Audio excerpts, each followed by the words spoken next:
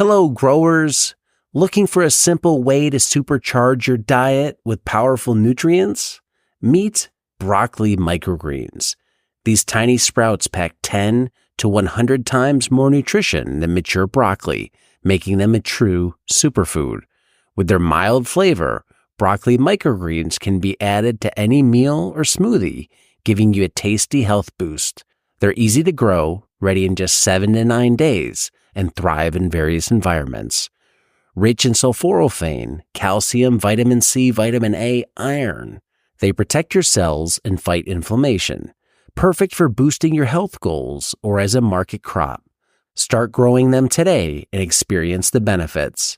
Get 100% organic, pathogen tested and pathogen free broccoli microgreen seeds at shop.moderngrower.co or using the link below.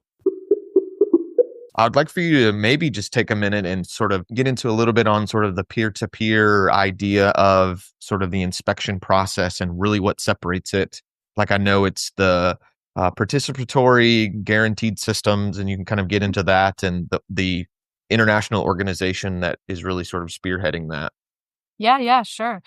Right. So our certification model is promoted by an organization called iFoam Organics International, and they promote the organic movement worldwide and recognize that our approach is one that is better able to include the smaller scale direct market producers in the organic movement with some verification. And yeah, so one of the great benefits of our approach is that farmers have the opportunity to visit one another's farms, see how another producer is running their operation, and inevitably there's conversations and learning information exchange that happens so that each farmer comes away, whether they're the peer reviewer or the one reviewed, each farmer comes away with new insights and new connections. Often they wouldn't have met had that not been for that requirement that they either conduct a peer review and certainly receive one annually. And so it's a way not only to get the seal of approval that we provide or that sort of verification of their standards, it's also a way to become a better farmer. And our members have said this is the best kind of professional development I've had because it's so hands-on. It's directly from a farmer dealing with the same challenges that you are, given your local soil conditions and pest pressures.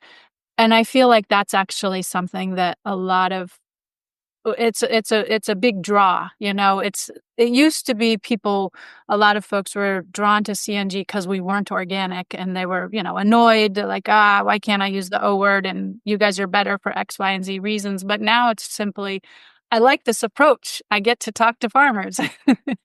And it's also a way to build your network. So after the peer review is done, you now have met and spent time with someone. So if you're in a pinch and you need to borrow equipment or you have extra transplants that you can't use, you can just, there's all that informal interactions that happen afterwards that are facilitated by that initial connection that gets made on the peer review. So it also helps keep the program affordable. It's less expensive for farmers in part because they don't have to pay for someone to fly out to their farm or travel to their farm, pay an hourly rate and mileage and the time that they're there. That all adds up for the organic program. And as a trade-off, there's a work requirement. Once you get your feet under you and you've been certified, you are expected to conduct a peer review. So there is a time commitment that comes with that. And we offer a course, the peer review